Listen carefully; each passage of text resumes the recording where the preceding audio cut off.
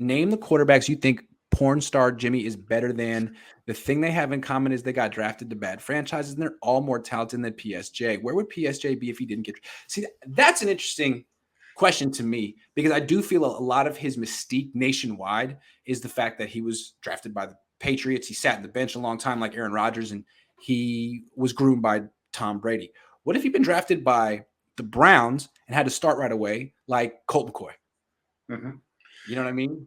Yeah, no, you're right. I think that's true with a lot of quarterbacks. The ones that get a chance to sit on the bench a little bit, sometimes it helps. I think it's 50-50 between starting and playing right away as far as what happens in their career. Boy, this is a tough one. I'd have to go think about this one and look at all the quarterbacks on the, around. I would say right now, just in the let's go through the NFC West. He's better than what they have in Seattle, right? In the NFC East, I've already mentioned, I think he's better than Wentz. I don't know about anybody beyond that. Jalen Hurts, he's okay. But I mean, it's once you get like past the 15th best quarterback in the league, and I think Jimmy's below that. I mean, you really have to make a decision. Like, do you want this limited veteran with no upside, or do you want this unproven young guy with upside? I mean, it's like you're making a choice. You're not getting a Pro Bowler one way or another. So what do you want to roll the dice with here? Right. That's how I look at it. That's the tier he's in. I think he's a guy who right now is a lower tier starting quarterback, in the 20 to 32 range, who you would want to bring in if you're going to get a young quarterback to kind of keep your team competitive for a year or two. Yeah. And if you need to win some games in the regular season and you think you can protect him, then great. Yeah, if you think you have a defense and a running game that can kind of protect him a little bit, and you can, you just need a guy who can make some plays for you. I think, he can do that. I think. Yeah, I mean, you could argue that the big reason he started last year is because Kyle Shanahan's win-loss record was so bad that he couldn't afford to have the growing pains year with Trey Lance. Then he needed Jimmy Garoppolo to rehabilitate his win-loss record a little bit. Now he feels like he can. Hey, I made the playoffs last year. I can. I'm good, right? You're not going to fire me if we go 7-10, right? Right. Yeah, that could be part of it. I think that it's about getting Trey Lance comfortable in the NFL. And I'm looking forward to what Trey Lance is going to do. I think that you can go back. You can feel that Garoppolo had more positive than negative stuff last year, but also be happy with excited for Trey Lance coming up this season. Sure, absolutely. And to this comments point, real quick, when he says, where would he be if he didn't get drafted by New England? There is a certain mystique when you get drafted by the Patriots, especially that position. Like, Belichick saw something in him. Belichick sees something. I mean, you get drafted by the Arizona Cardinals, like no one's impressed. You get drafted by the Detroit Lions, no one's like, oh my God. I don't even know who the general manager is there. So it's a leg up. And then you don't play for 3 years. Like, who knows? You might be good. Although it's not helping Jordan Love over in Green Bay. The reports aren't great about Jordan Love. The Patriots did a really good job of concealing all the stuff that Julian Edelman and Martellus Bennett apparently felt about him. That didn't come out until late. Right. And I think the other thing, too, is when the Flyers made the trade for Jimmy Garoppolo, I remember one of the arguments against Garoppolo being that the guys that had been backup quarterbacks prior to Jimmy Garoppolo did not succeed in the NFL. It's true. And so that was one of the things that the people that weren't excited about it were pointing to. Yeah. I mean, look, it was Brian Hoyer, Ryan Mallett, hadn't ever worked out. And then Jimmy Garoppolo, for a while, looked like he was going to buck that trend. Now he could be a backup quarterback this year. Who knows? The life and times of Jimmy Garoppolo are quite intriguing. Maybe he'll get the last laugh. That would be interesting too. It's crazy because he whatever we say about him, the numbers are the win. The record is the record, and the record when Jimmy Garoppolo starts is so much different than when he doesn't. But I think it's mostly because other guys that they've had at that position haven't been starting level quarterbacks. Right. If Jimmy Garoppolo is a backup this year to Trey, and Trey wins a lot this year, that's really going to hurt Jimmy Garoppolo's stock because the number one thing going for him is he just wins. Well, if Trey wins, it proves your point that you just said. Well, it was really more the fact that Nick Mullins couldn't win, and CJ Beathard couldn't win, and Brian Hoyer couldn't win, and we knew that. Mm-hmm. So yeah, a lot's at stake for Jimmy Garoppolo this year. Trey Lance could really hurt that. I mean, what what Stephen Curry did to Kevin Durant's legacy, that Jimmy Garoppolo could do. I mean, Trey could do that to Jimmy Garoppolo this year. Yeah. You think Jimmy's going to start? What's going to happen to Jimmy? Jack, it'll be hella fun. So I'll be on the street sometime, and I'll be at a bar, and someone will be like, "Oh, Niner guy." I'll be like, "Yeah, I'm a Niner guy." And he'd be like, "So what's going on with Jimmy this year?" Like, man, you think if I knew, I wouldn't have reported that? Let me just tell you real quick off the record what's going to happen with Jimmy. So what's going to happen with Jimmy? I don't know. I wish I knew, but I'll make a show about it tomorrow. Right. No, I've been saying all offseason I thought he was going to get traded. I think that right now the way it looks, I'm going to be flat out wrong on that one. I still think the Niners are counting on Cleveland. I think they're counting on Cleveland. They are. And again, if it's a 2-game suspension, Goodell could make that a 17-game suspension. He just has to be ready for the lawsuit, because here's where he's gotten himself in trouble, and then we'll go. Mm-hmm. He's got like 4 or 5 different owners who are under investigation for similar things. Similar. Like that Snyder, right? Terrible workplace habits. I don't even know the specifics, but a lot of sexist stuff and a lot of sexual misconduct stuff. Similar with Jerry Jones.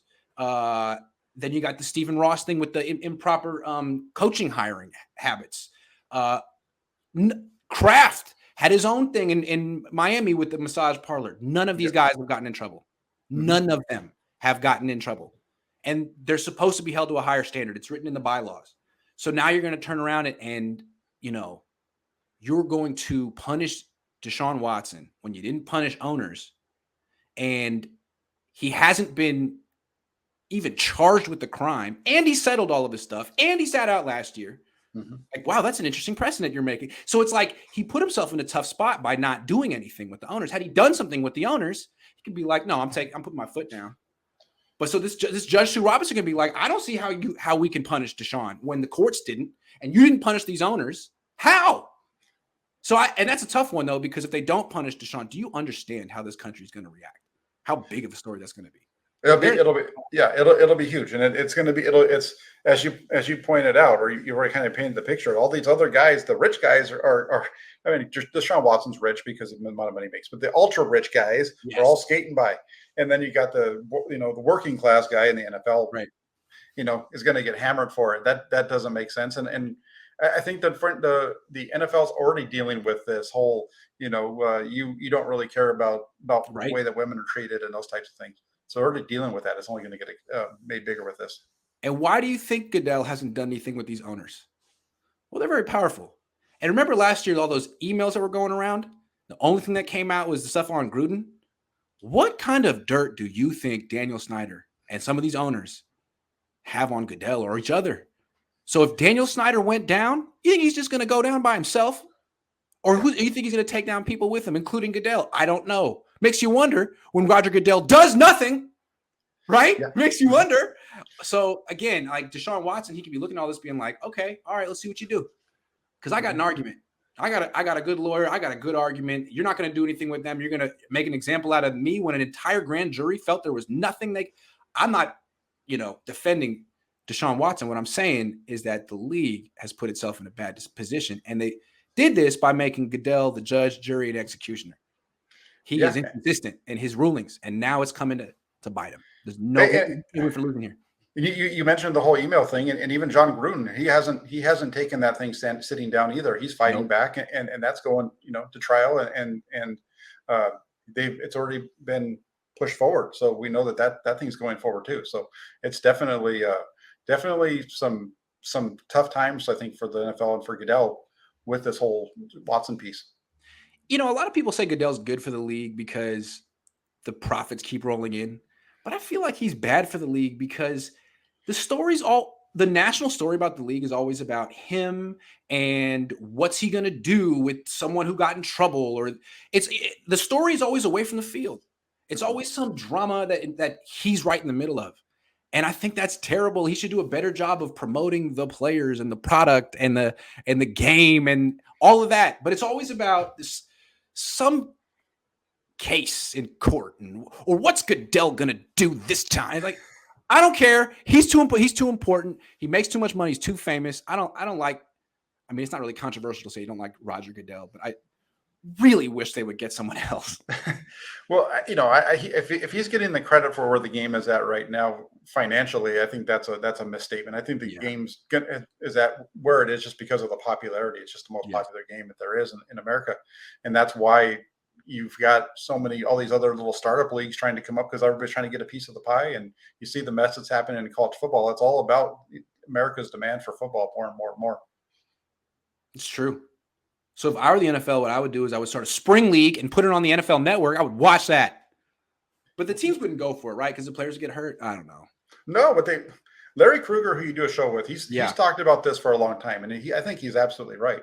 You have to have, if the NFL wants to do it, they put on their own spring league. You have the San Jose 49ers, you have the Henderson Raiders and whatever. You have all these local teams with their practice squad, get those guys that, whatever, even guys like the USFL is taking. And I think if you put them in the NFL's uniforms and you put them out there during the spring, people are going to watch it because they like looking at the helmets and the uniforms.